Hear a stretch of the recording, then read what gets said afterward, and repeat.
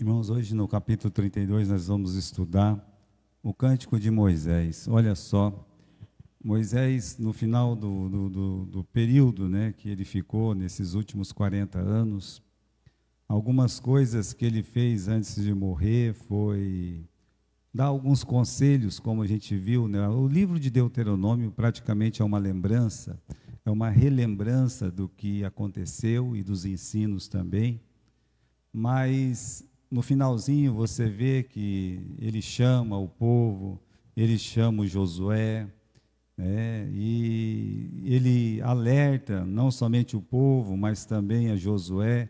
Depois Deus chama ele, alerta ele também, ou seja, ele dá alguns conselhos finais no capítulo 31. No capítulo 32 aqui, ele vai cantar, ele está cantando, né? É um cântico que ele está entoando para Deus. No capítulo 33, ele abençoa as pessoas, o povo de Israel é abençoado. E depois, no capítulo 34, ele morre. Veja só, alguns passos antes da morte. Imagine que tudo isso que aconteceu poderia ter acontecido num dia só, né? Todas essas coisas acontecendo praticamente ao mesmo tempo. Eu me lembro que quando a mãe da irmã Ivone morreu, a gente estava lá junto com ela no hospital, ali na Santa Casa, e ela conversava um pouco com a filha dela. De repente, né, ela queria cantar, né? Ela, não, quero cantar, né? E ela cantou, foi uma coisa interessante. Ela entoou um hino com a gente ali, aquilo que a gente podia cantar decorado com ela. Depois a filha pede a bênção e naquele momento ela fechou os olhos e ela morreu. É uma lembrança aqui, né? Olha assim, uma coincidência, uma grata coincidência do que aconteceu, né, lá atrás e do que aconteceu com Moisés. Uma morte bonita, meus irmãos, ele está caminhando para uma morte bonita. Você poder aconselhar as pessoas que você ama, dar, né, aquele último conselho, e depois você cantar, como ele está cantando aqui. O cântico dele tem dois fios, né, entrelaçados um ao outro, o fio dessa soberania de Deus, esse amor de Deus pelo seu povo, e um fio um pouquinho mais, né, espinhudo, em que Israel ele está sempre esquecendo de Deus, ele despreza a Deus, mas no final assim você vê como ele entende, o Moisés, ele entende a grandeza do amor de Deus pela nação de Israel. O cântico dele é isso. O cântico dele é como Deus, ele cuida, como Deus ele ama o povo dele, e como o povo dele tropeça, como o povo dele é rebelde, mas Deus continua amando o seu povo. Esse é o cântico de Moisés. Se a gente pudesse fazer um cântico para Deus, que cântico que a gente cantaria? Olha, Moisés era um cantor. Você vê o cântico dele lá atrás, né, assim que tem aquela abertura do Mar Vermelho, ele faz um cântico longo, né, profundo. Depois a irmã dele também faz um cântico ali com 2 estrofes só, mas ela canta também. E aqui Moisés, ele está novamente, né, antes de morrer, olha, ele começa a jornada dele como líder da nação de Israel. No primeiro dia que ele lidera a nação de Israel, atravessando lá aquele mar, ele canta para Deus. E no dia da sua morte, o que ele faz? Ele canta para Deus. É maravilhoso poder ver Moisés cantando ao Senhor. Olha, meus irmãos, né? Versículo 30 do capítulo 31, né? Então Moisés falou estas palavras deste cântico aos ouvidos de toda a congregação até se acabarem. Você está vendo que eu nem sei porque o último versículo do capítulo 31 não está como o primeiro versículo do capítulo 32. Eu lembro, os queridos irmãos, que a Bíblia foi escrita sem capítulo e sem versículo, tá certo? Então aqui você pode imaginar que há uma introdução, houve uma introdução para dizer, olha, o Moisés, no final do versículo aí, ó, no capítulo 31, versículo 30, então Moisés falou as palavras deste cântico aos ouvidos de toda a congregação de Israel, né? Então, o que ele vai cantar, né? Olha o que ele diz no versículo 1, ouça toda a terra, né? Inclinai os ouvidos aos céus e falarei. Ouça a terra as palavras da minha boca. Então, o que ele está dizendo aqui? Ele chama o céu e a terra como testemunha. Meus irmãos, é comum que a terra e o céu eles sejam testemunhas. Deus faz isso, Ele vai fazer isso no final também. Ele está chamando aqui toda a terra, e toda a terra também num sentido, meus irmãos, que é um cântico para ser ouvido por toda a terra, né? Apesar dele cantar e os israelitas estarem ali como uma nação solitária para ouvir aquele cântico, olha, o cântico de Moisés, ele deve ser ouvido por toda a terra. Bem, se não for ouvido por toda a terra, lá no livro de Apocalipse diz o quê? Que eles estavam cantando o cântico, o antigo cântico de Moisés. E por que não pode ser esse? Então ele convida a terra toda para ouvir esse cântico maravilhoso, que é o que? É uma profecia? É também, mas meus irmãos, uma forma de Moisés mostrar para o povo de Israel como eles são amados, como eles são amados. Então ele está dizendo aqui que o objetivo do cântico é fazer o quê? Capítulo 32, no versículo, vamos encontrar aqui, capítulo 32, e o versículo, deixa eu ver aqui, vamos ver se eu encontro rapidinho, já não encontrei, capítulo 32, há uma tradução um pouco diferente da minha, mas, muito bem, vamos continuar lendo aqui, ele quer fazer conhecido o nome do Senhor, Então, meus irmãos, versículo 7, diz assim, lembra-te dos dias da antiguidade, atenta para os anos das muitas gerações, pergunta a teu pai e ele te informará. Na verdade, como ele coloca dentro do coração dele que o que ele vai falar não deveria ser uma novidade. Convidando eles, olha, você lembra desde os dias da antiguidade. O que ele quer dizer com isso? Ele quer dizer que esse Deus que ele está cantando é um Deus que não apareceu ali de repente, não é um Deus de agora, não era um Deus assim, como se ele estivesse dizendo, olha, esse é o Deus de Abraão, esse é o Deus de Isaac, esse é o Deus de Jacó, mas ele vai mais longe, é desde os dias da antiguidade. Então, meus irmãos, o propósito dele é esse, Então, realmente, quando vai se cantar a Deus, você não tem jeito de cantar para Deus sem exaltar o nome do Senhor. Você pode vir para a igreja, e até tem uma discussão da gente, quando a gente está cantando, e a gente quer que a igreja participe mais dos cânticos. Eu vou dizer uma coisa. Quando eu estou na igreja, eu participo do culto, Às vezes eu fico na porta ali quando não tem ninguém, ultimamente eu nem tenho ficado mais. Por quê? Porque é uma forma de eu cultuar a Deus. Para mim, vir para a igreja e ficar de boca fechada na hora que está cantando, eu não faria isso, não sou desse tipo, não é porque eu sou pastor. E olha que a minha voz nunca dá certo com o tom que eles tiram a música. A minha voz é sempre mais baixa. Então, eu não consigo acompanhar. Ou eu tenho que tentar fazer alguma voz, ou eu tenho que, cantar bem grave, ou eu vou me esforçar muito para nunca alcançar as notas que eles alcançam. Mas eu digo uma coisa, eu tenho o maior prazer de cantar, porque eu não estou fazendo isso para o homem, eu faço isso para Deus. Eu tenho prazer, meus irmãos, de cantar, eu tenho prazer de chegar, se é para ouvir a palavra de Deus, então eu também vou ter esse prazer de ouvir a palavra de Deus. A gente foi para Guaratuba, chegou lá, Tinha cânticos no culto, né? Uma coisa maravilhosa, o pastor disse, olha, hoje eu não vou fazer um sermão, né, expositivo, hoje eu vou pregar somente o Evangelho, né? E foi uma das pregações do Evangelho mais lindas que nós tivemos. Eu acho que ele olhou para a gente ali e falou assim, quem sabe tem um não salvo aqui, né? E de fato, meus irmãos, tinha. E eu digo uma coisa para você, se você está ali no culto e os irmãos estão cantando e você com a cara assim, olha, Deus está vendo isso. Não despreze o culto de Deus. Jamais faça isso.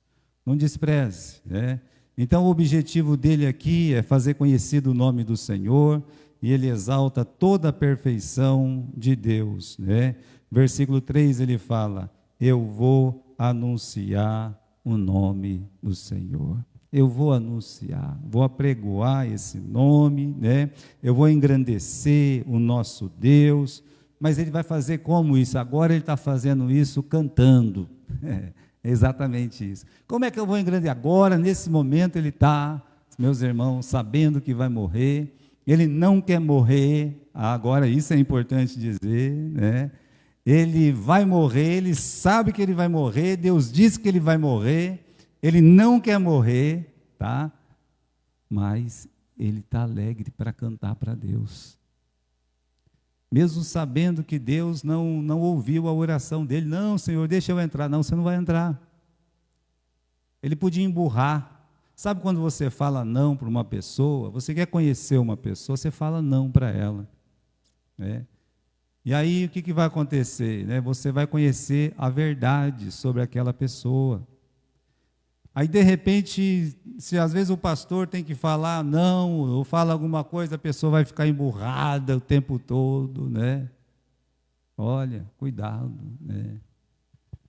Veja, o nosso propósito de vir para a igreja é engrandecer a Deus. Engrandecer a Deus na hora que cantamos, na hora que oramos, prestar muita atenção para você poder falar o amém, prestar muita atenção na mensagem, na palavra de Deus. Aí você pode olhar e dizer, eu fui para o culto. Porque se você não fizer isso, você não veio para o culto. É um culto, o corpo presente, sabe? A igreja católica, quando morre alguém lá que eles gostam, né, e paga, faz a missa do corpo presente, entende? É a mesma coisa, um crente ele nem precisa pagar, né? Ele pode vir para o culto, é o corpo presente, mas o coração não está ali, a alma dele não está ali, e ele está aqui feliz, num dia tão difícil para ele, mas ele está exaltando a perfeição das obras de Deus. Olha o que ele diz no versículo 4, Deus é a rocha, Deus cuja obra dele é perfeita, porque todos os seus caminhos são justos. Deus, ele é verdade, não tem injustiça em Deus, né? Ele é justo, ele é reto, olha só, então ele tem tanta coisa boa para falar, né? O que Deus é justo, ele é reto, e Deus é tão justo que não deixou ele entrar na terra prometida, e ele está dizendo que Deus é justo. Não tem justiça para mim quando alguém fala não para você, não deixa você ir em algum lugar. Não me levou, não foi justo. Pois bem, Deus continuou sendo justo, mesmo tendo falado não para Moisés. Agora, uma parte linda aqui está no versículo 2, né? No versículo 2, é muito lindo esse versículo, né? Que diz assim, goteje a minha doutrina como a chuva, destile a minha palavra como orvalho, como chuvisco sobre a erva e como gotas de água sobre a relva. Aí ele compara a doutrina, né, com gotas, com orvalho, com chuvisco, né? A doutrina, meus irmãos, você pode entender ela como um corpo fechado, né? Das doutrinas da Bíblia, doutrinas sobre a palavra de Deus, doutrinas sobre Deus, sobre Jesus, sobre o Espírito Santo, sobre a igreja, sobre o pecado, sobre o homem, sobre o final dos tempos. Bom, essas são as doutrinas da grande teologia sistemática que muitos se gabam, né?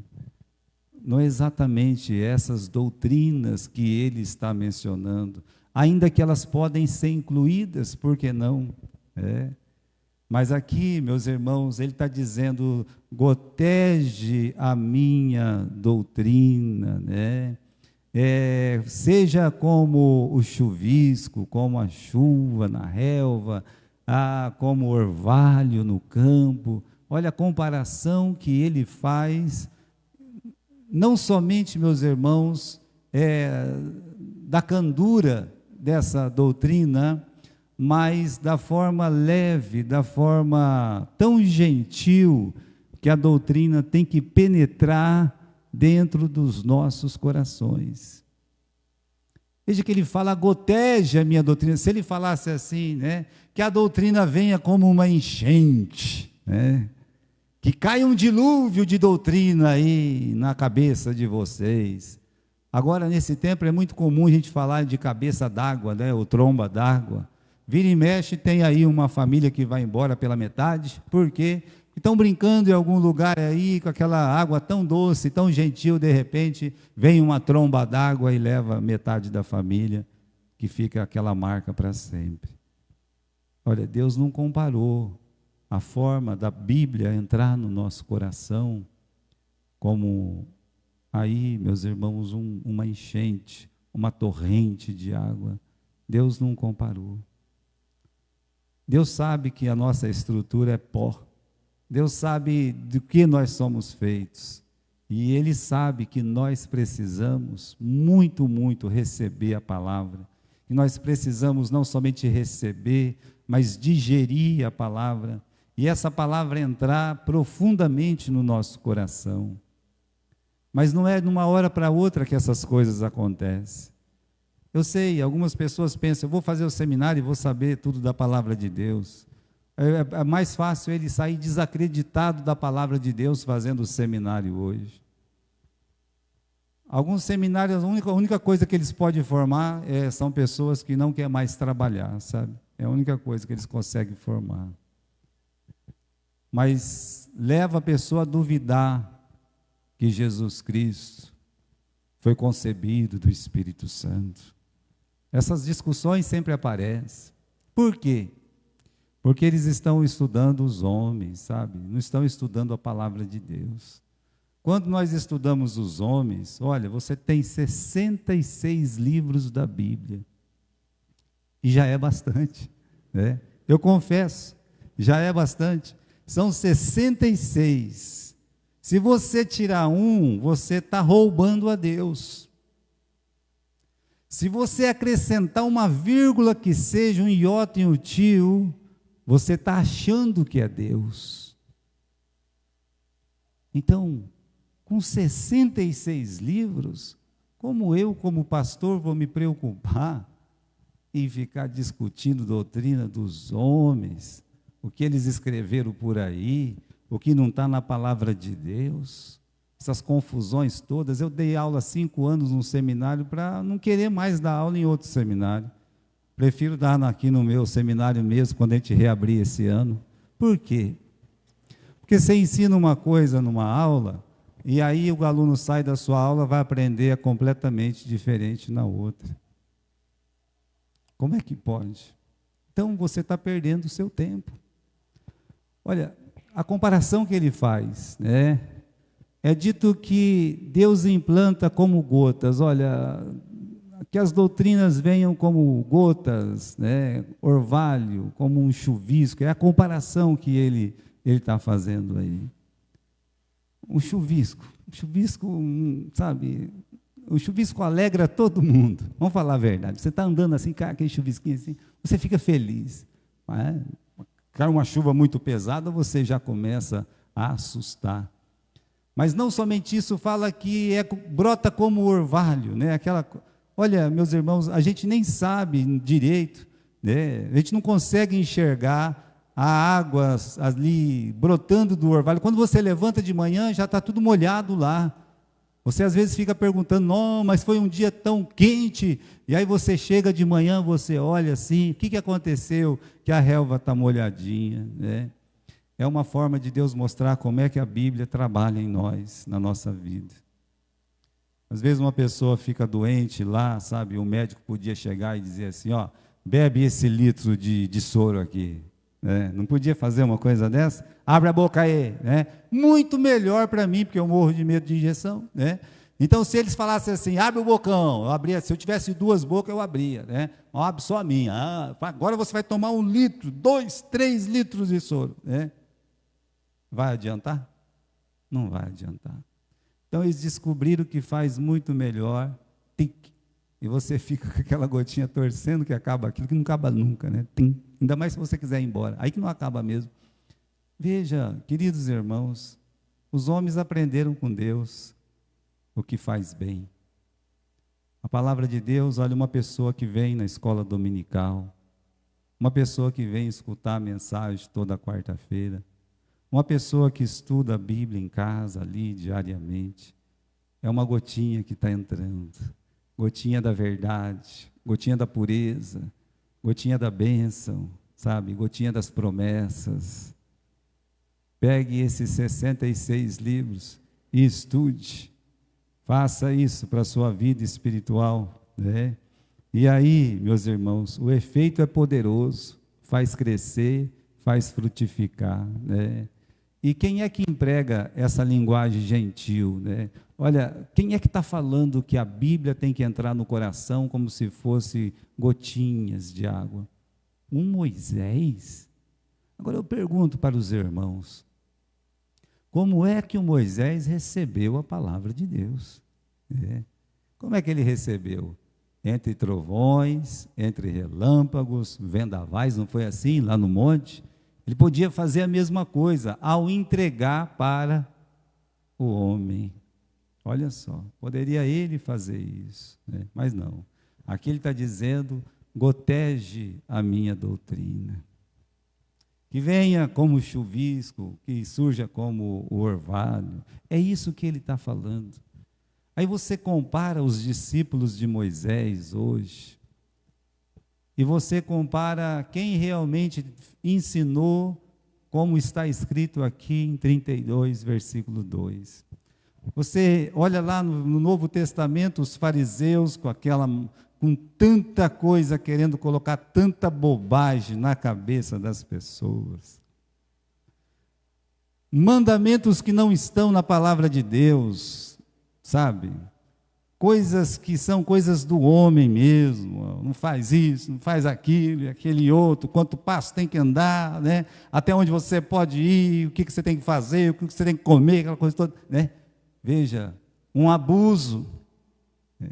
Eles queriam jogar ali um dilúvio na cabeça das pessoas. Aí aparece Jesus de Nazaré, e ele ensinava, né, com aquele jeito abençoado, né? Começava a ensinar, as pessoas começavam tudo a ficar perto dele, todos queriam ouvi-lo, apreciava a sua mensagem e dizia, ele ensina com autoridade, não é como os fariseus. Olha, as pessoas descobriram que havia muita diferença desse ensino precioso. Então, quando você for ensinar a palavra de Deus, primeiro, só ensine a Bíblia, somente a palavra. Segundo, né, você entenda aquela alma como um enfermo num hospital, um doente, um paciente, que ele precisa de gotas, né, sem querer colocar tudo de uma vez na cabeça daquela pessoa. E você vai ser bem-sucedido como um mestre. Você vai ser bem-sucedido como uma professora, sabe? Na escola dominical. Você vai ser abençoado por entender essa verdade. E, assim, olhar para Jesus, né? A forma como ele ensinava. Então, meus irmãos, no capítulo 32 tem uma outra coisa aqui também, né? Capítulo 32, no versículo, vamos encontrar aqui, né? No versículo 8, tá? Quando o Altíssimo distribuía as heranças às nações, quando dividia os filhos de Adão uns dos outros, estabeleceu o termo dos povos. Veja o que ele está dizendo. Ele está dizendo que Deus, ali na sua presciência, né? Deus, na sua soberania, ele decidiu que o Brasil seria aqui, ele decidiu que os Estados Unidos seria lá, ele decidiu que o Canadá, que os países africanos, os asiáticos, ele decidiu tudo, não tem nada que não está dentro da vontade de Deus. Ele, meus irmãos, ele separou os filhos de Adão. Agora, repare bem, os homens deste mundo não são chamados filhos de Deus, eles são chamados o quê? Filhos de Adão. Aí Deus separou tudo. E qual que era, né, a chave mestra? Qual que era o ponto principal? Aí você descobre que o ponto principal, olha o que está escrito no final do versículo 8. Né? O que está escrito aí? Que tudo que foi feito, toda a divisão dos homens, teve a sua demarcação a partir da nação de Israel. Que coisa interessante. Olha só. Nós temos um mapa aqui, Felipe, depois eu volto aqui, né? Aqui é um mapa. A nação de Israel está dentro dessa lupa aqui. Você pode, né, ver aqui, eu vou aqui porque, né, atrapalha na live. Aqui está o Brasil, para quem não sabe, aqui está os Estados Unidos, né? Mas aqui está a nação de Israel, mais escurinha aqui, tá certo? Os países asiáticos, a Austrália, coisa e tal, né?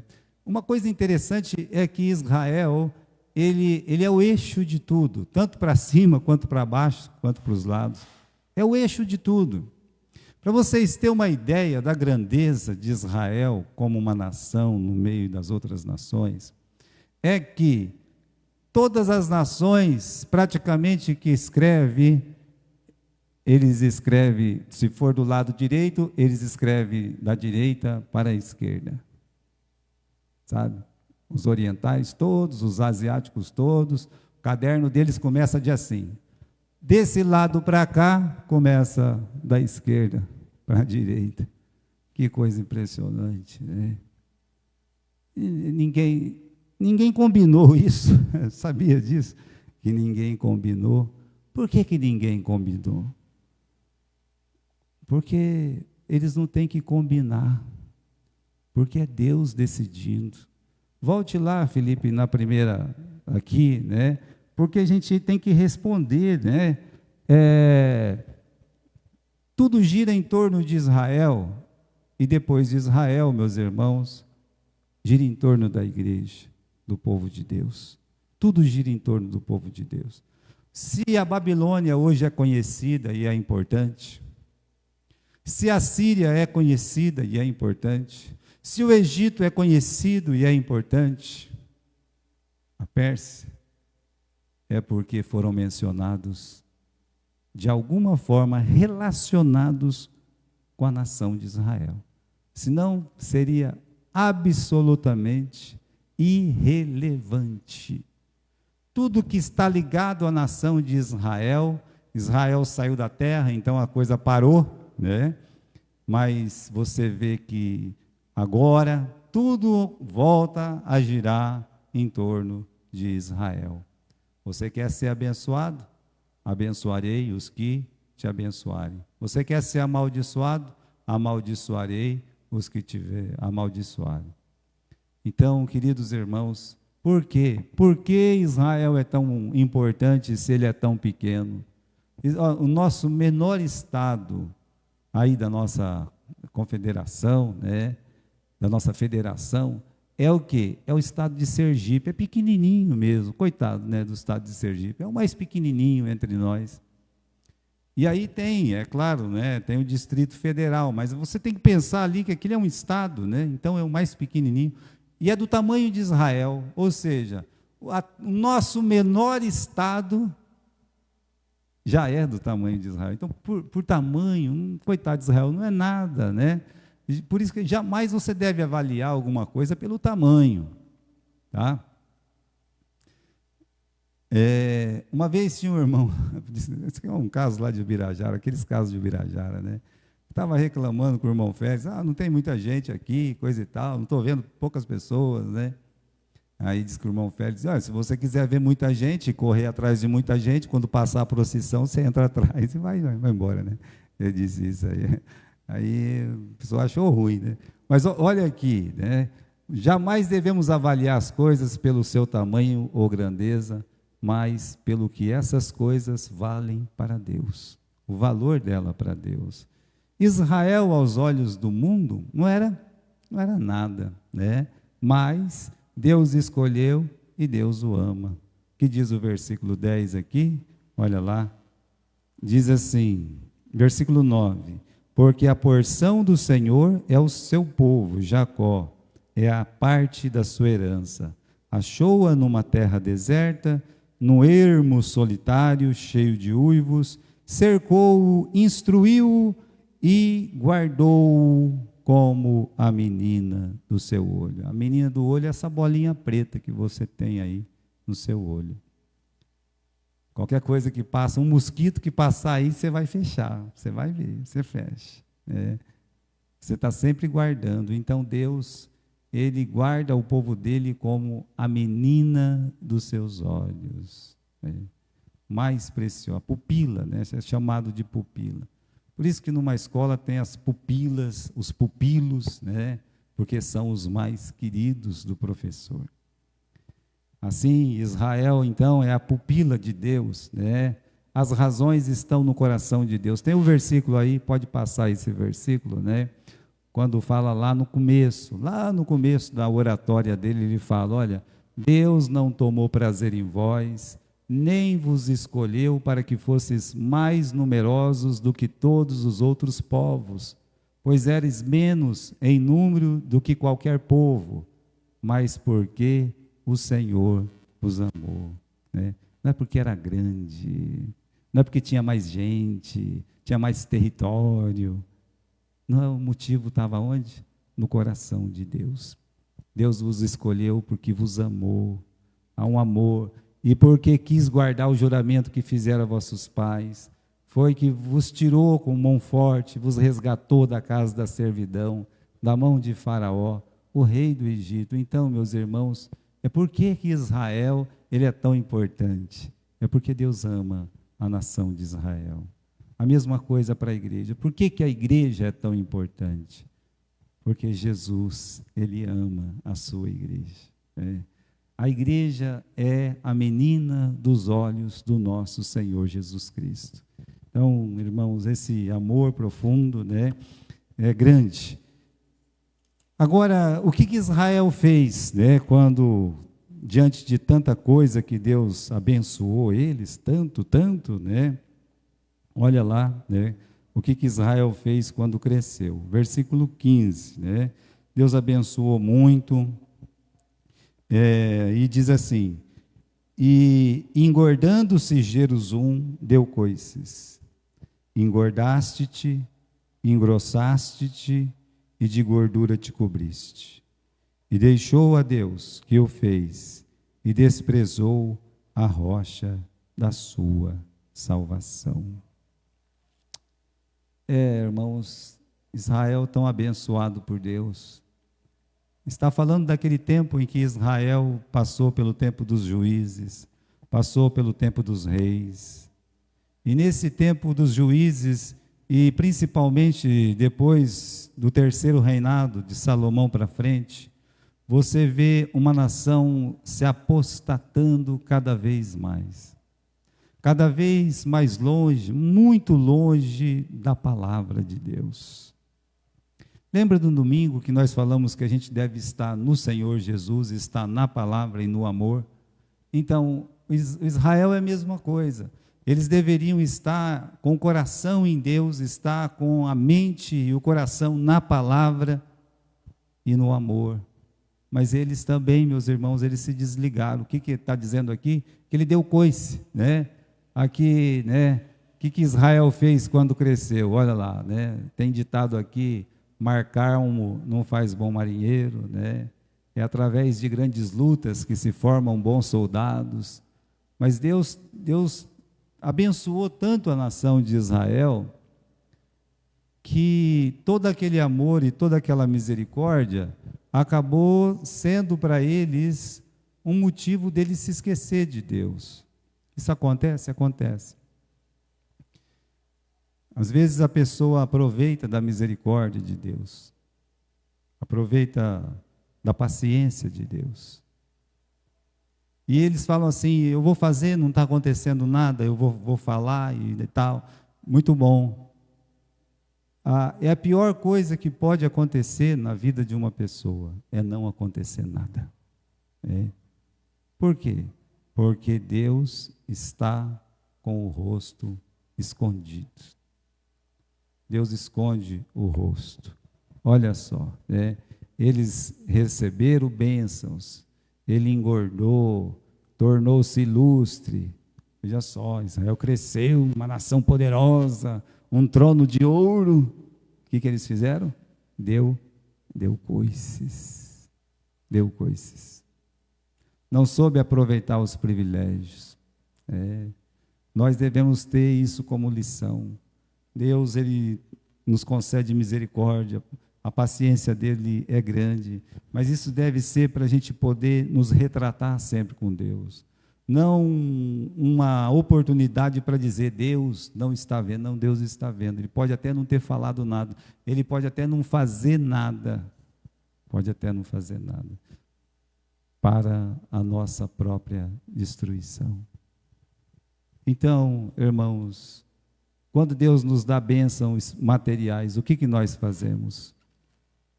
Nos afastamos dele. Isso muitas vezes acontece, Então, não faça dos privilégios e misericórdia de Deus motivos de piora espiritual. Muito bem, O que Deus faria ou fez, com o Israel apóstata? Aqui está, no versículo 15, no final, desprezou a rocha da sua salvação. Com Deus estranhos o provocaram a zelos, com abominações o irritaram, ofereceram sacrifício aos demônios e não a Deus, aos deuses que não conheceram, novos deuses que vieram há pouco, aos quais não temeram vossos pais. Está vendo? Então, eles foram se afastando de Deus. Hoje é difícil ter ídolos, como era antes, um pedaço de pau, um pedaço de pedra. Existem algumas igrejas, mas eu digo no meio evangélico. Mas os ídolos são outros. O ídolo pode ser a mamon, o dinheiro. O ídolo pode ser esses personagens que sempre aparecem como relâmpago aí, E do jeito que vem, um dia eles vão e tomou já o dinheiro de todo mundo, a fé de todo mundo. São os ídolos hoje. Os evangélicos hoje têm mais ídolos do que os católicos. Vocês podem ter certeza disso. E aí, no versículo 18, esqueceste-te da rocha que te gerou, e em esquecimento puseste o Deus que te formou. O que vendo o Senhor os desprezou, por ter sido provocado a ira contra seus filhos e filhas. E disse: esconderei o meu rosto deles, eu verei qual será o seu fim, porque são geração perversa, filhos em quem não há lealdade. É muito triste você ler: o meu amado me deu coisa. Foi isso que aconteceu. Abandonou o Deus que o fez da sua salvação. E aí, meus irmãos, eles estão dando coice, eles estão abandonando, indo atrás de outros deuses, e Deus está dizendo aqui no versículo 20, isso é mais triste do que o coice que foi dado, É quando Deus, Ele esconde o rosto. E o que aconteceu com a nação de Israel? Foi levada para a Babilônia, escrava, ficou lá 70 anos, numa miséria, sem pátria, sem bandeira, sem nada. Nesse tempo, Deus estava com o rosto virado. Deus virou o rosto. Acontece que de Israel e da igreja, e mesmo de um crente, Deus pode virar o rosto, mas Ele não pode fazer o quê? Ele não pode esconder o coração dele. um exemplo. Um exemplo é o que aconteceu com o povo de Israel, com os judeus, no livro de Ester. Lá estavam eles, ainda espalhados por este mundo, escravizados, sofrendo injúrias, indignações, longe da terra prometida. Mesmo que Israel voltou a ser uma nação ali, né, com Esdras, Neemias, mas a coisa estava muito aquém daquilo que deveria.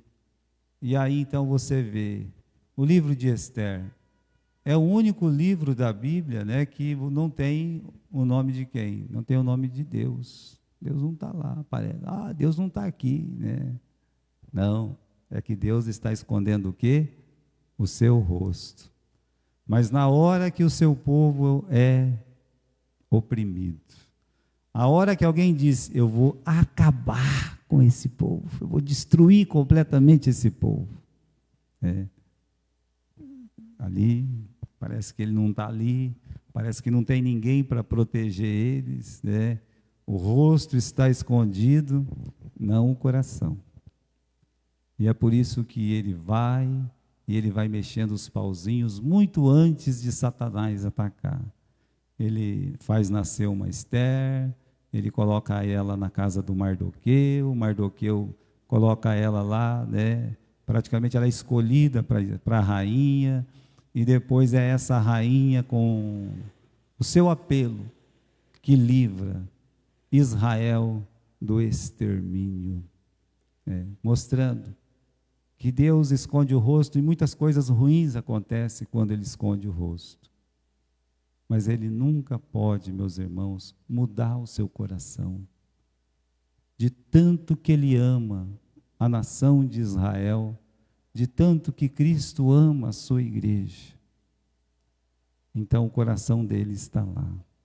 Às vezes ele vai ficar triste com cada um de nós, ou vai ficar triste com a nossa igreja, mas o coração dele continua nos amando.